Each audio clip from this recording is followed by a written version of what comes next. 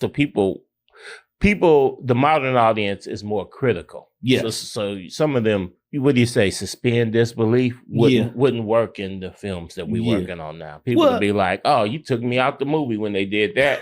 When they did that, whereas we watch movies in the States, that we'd be like, oh, wow. Some of it preposterous. Yeah. But we were less critical then. But the one thing I know I love about being a filmmaker and watching these films and reviewing them is that it does make me pay so much more attention to detail. So it sharpens my pen when I write. Yes. I make sure I'm paying attention to continuity and everything. And I think if I wasn't in filmmaking, I wouldn't care about that type of stuff. Right. You just be entertained. It's just entertainment. But as a filmmaker, I pay attention to that stuff. I care about that stuff. I don't even need a continuity expert on set because I'm that person. I'm paying attention to everything. I dwell on it. I pay attention to everything by actors. Hey, man. Remember Jason's lyric? Yeah, I remember Jason's lyric. So at the end of Jason's lyric, when they pull up, Eddie Griffin's character comes over and says, man, Josh killed whoop-de-whoop, this and that. And I was saying,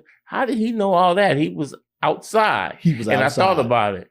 They didn't want to use a voiceover. When I first watched it, I'm like, how did he know all that? He was outside. But later on, as a filmmaker, when I watched it again, I was like, oh, they didn't want to use narration, this and that. And that was a way to bring the story together. And I found myself doing that, having to do that, having the character say, hey, man, did you know?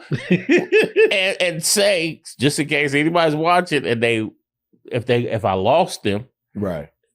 This guy could casually explain to someone else, but he's really explaining to the audience. But in the 70s, though, they weren't afraid to use narration. No, they wasn't. They tell us now, don't use narration. If you use narration, then the story isn't weak. But some of them raw movies in the 70s all had some form of narration. Yeah, of course. And you're sitting there like, okay. Even Goodfellas. Goodfellas had a ton of narration. And that was in the 90s. But they say, don't use narration. That's a sign that your story is weak. Yeah. I've heard that before, that it means that, you're being lazy with the script. Menace Society had Menace. So Menace Society and Goodfellas are two of the best movies I've ever seen in my life. And they both have narration. But they tell us.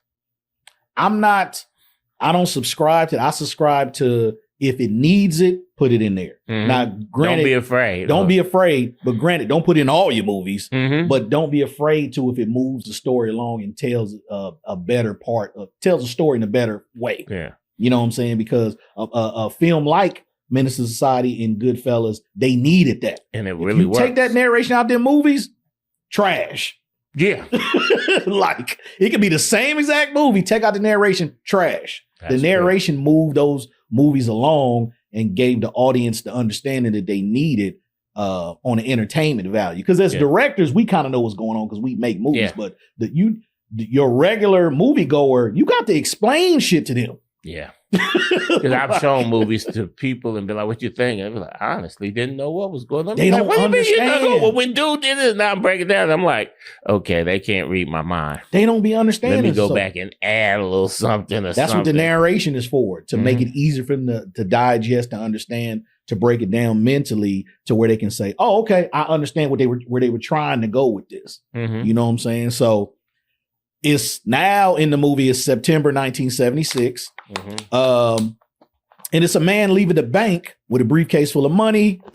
Dave, Bill Cosby's character, is it looks like he's in a city worker's uniform on the street. He somehow, with all hundreds of thousands of people walking around Chicago streets, he's able to knock the guy out with the briefcase, knock him down into the underground, and rob him like that. And that Bill Cosby, boy, he was a bad man in the 1970s. Bill Cosby, so that means in the very beginning of this movie, we saw Bill Cosby do 2 crimes and Manny do 1. And it just, everything just lined up too perfect. That's really the only thing I got to say. It's not, I guess some of the stuff could happen with criminals, but it was like, there was no hiccups. Everything went super perfect. These the best criminals of all time, though. Super perfect. So, oh yeah, it was just too perfect. These was the Avengers of criminals. Yeah, but it's just hard to. It's hard to. But I mean, even worse than the criminals, the fact that some kind of way James Earl Jones wouldn't have been a regular detective. He'd have been Batman to have figured to have figured this out the way he did. And that's what we get into the next scene. The next scene, Dave is out at the club and he gets a letter from the bartender from Detective Burke saying that I know what you did. And if you need to meet at this place, blah, blah, blah, blah. And Manny is kicking it with his girl at the house. And the doorman brings him a letter saying the same thing. You guys need to meet up at this hotel room.